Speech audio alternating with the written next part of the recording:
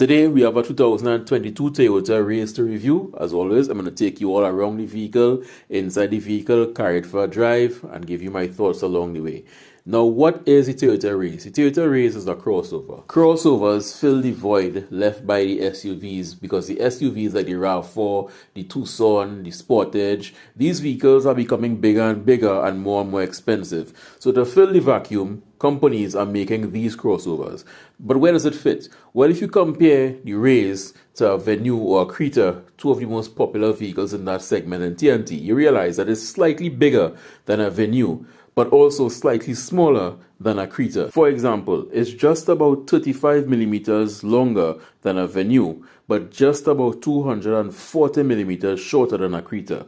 And these small measurements go down the line in terms of width and height, so it's not that different. So essentially, it's right in the middle of these two vehicles. Not big like a Creta, not small like a Venue. But if you look at them side by side, you'll be hard pressed to tell that there's a difference because they are all in the same segment. So with that out of the way, let's start with the front of the Toyota Raize. As always, let's start with the headlights. It has LED headlights and fog lights. Now you may think to yourself that these strips on top here are the daytime running lights. Actually, those only come on when the headlights are on. So apparently that was part of the headlight design. The actual daytime running lights are down here. I find it kind of weird that you all had the daytime running lights integrated into the headlight assembly already, but disabled it to put these down here. So apparently there were two departments and they weren't talking to each other, so we had two DRLs and a disabled one. And what makes me believe that that's the case even more is the fact that the turn signals are sequential and they also run along that strip there, where most other vehicles also have their DRLs. So it really seems like that was supposed to be the intended spot for the DRLs, but late in the game, to make the bottom half of the fender look like it's wider than it actually is, they decided to put the DRLs at the bottom there and integrate them sideways. Personally, I prefer it to be on top like everybody else, but that's what they went with and that's what we have. Next, we have the turbo sign at the side, so you know that this is the 1 liter turbo engine, not the 1.2 liter naturally aspirated. Here you have your indicator repeaters on the side mirrors. Stepping around to the back, you have no sequentials to the back. However, you have this light that you are seeing there. Apparently, there's something called a rear fog light now, or a positioning light. And I think more automakers need to start putting daytime running lights to the rear as well. In case you're following a vehicle in heavy rain or fog or snow or whatever, you can see that light there and know that there's a vehicle there right up ahead. Next, we're going to go into the trunk. Now, most people will think there's no trunk space, but actually, the space in here is comparable to other small crossovers. You can fit many items in here. You can even fold along your rear seats to get even more space, just in case you went over and above shopping for Christmas and you need more space. I will go so far to say that most of the vehicles on the market right now have more than enough trunk space for the average person. Unless you are transporting large items at the rear of your vehicle, this vehicle has enough trunk space for you. You won't ever have an issue with, I don't have enough space, I can't fit this market bag, I can't fit the luggage. It has enough space. It has a full-size spare with a matching rim. I always love to see this. I don't like to see these little yellow donut rims. Forget that. Give me a full-size spare tire. Stepping into the interior of the vehicle, one word comes to mind: functional. That's how I can describe the interior here: functional. There's no suede materials, no soft touch materials, no leather and cloth mix. It's just to the point and functional. Some would say utilitarian, because most of the materials are hard plastic, as I will demonstrate when I step to the front of the vehicle. But in terms of space, you have enough room for 2, maybe 3 if you are in a pinch, if you are really in a pinch.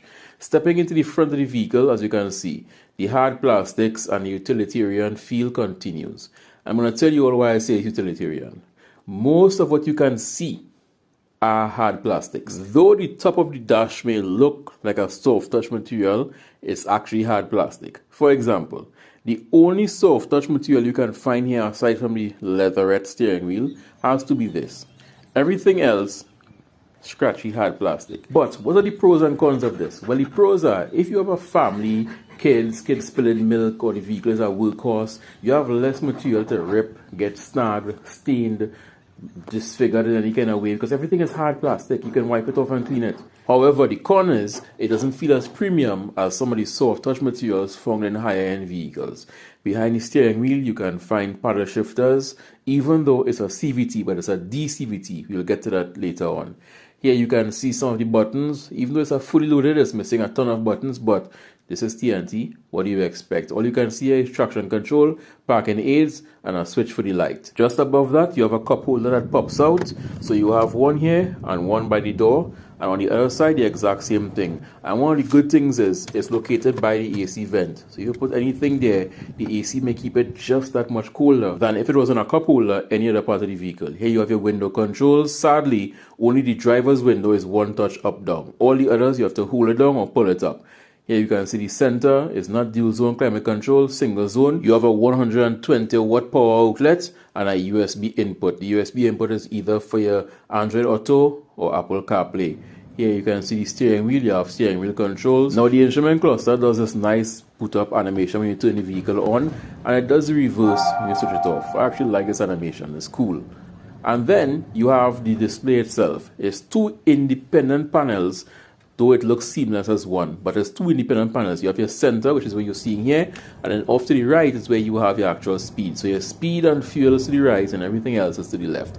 You can customize this. You have 4 different gauges you can choose from. And I like the fact that Toyota is actually starting this. They're not going as far as how Hyundai and Kia is doing it, but it's a step in the right direction. Give some customizability. I like this. What I don't like, however, is this head unit. Too much big bezels, the buttons are too big, it looks like a children's toy. Granted, it is responsive. As you put the vehicle in reverse, the backup camera comes on instantaneously, which is what you want. You don't want to be rolling and waiting for the camera to show up. I like that. However, even though it's responsive, even though it's to the point, like everything else in the vehicle, I think Toyota could have done better. If I own this vehicle, I will move this and put an Android head unit. Just do that and done, because this looks like a children's toy. Look at the size of these buttons. And while I understand the point of making it look so rugged and robust with giant buttons, I can't help but think that the entirety of this center console area here would have looked 10 times better had they put a better or a higher resolution screen in this spot.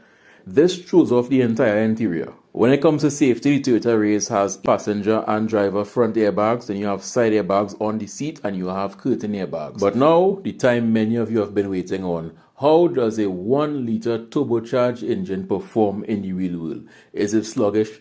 Does it have any pep? Well, let's take it for a test drive. I'm going to answer that question right now.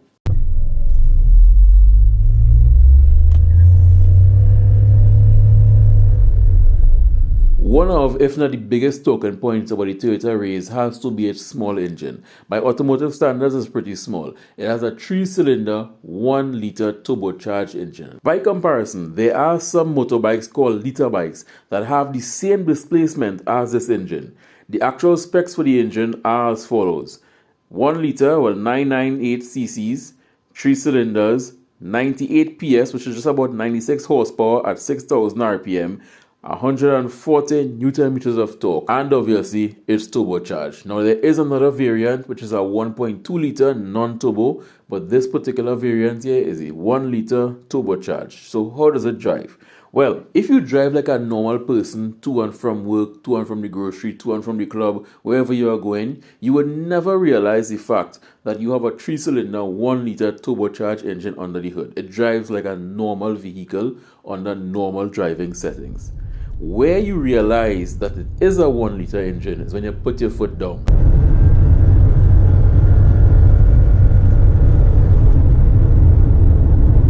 Now, me saying that isn't saying that the Raize doesn't have acceleration and it doesn't have a kick, because you can get up there pretty quickly.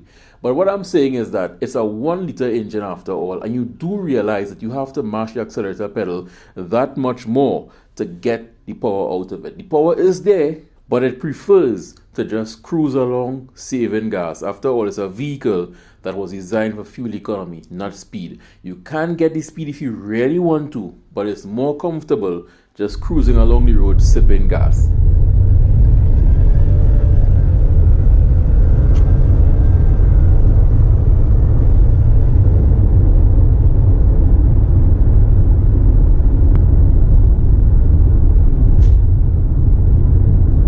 Think of it like this. You have 2 workers. Both of them are experts in their field, same field.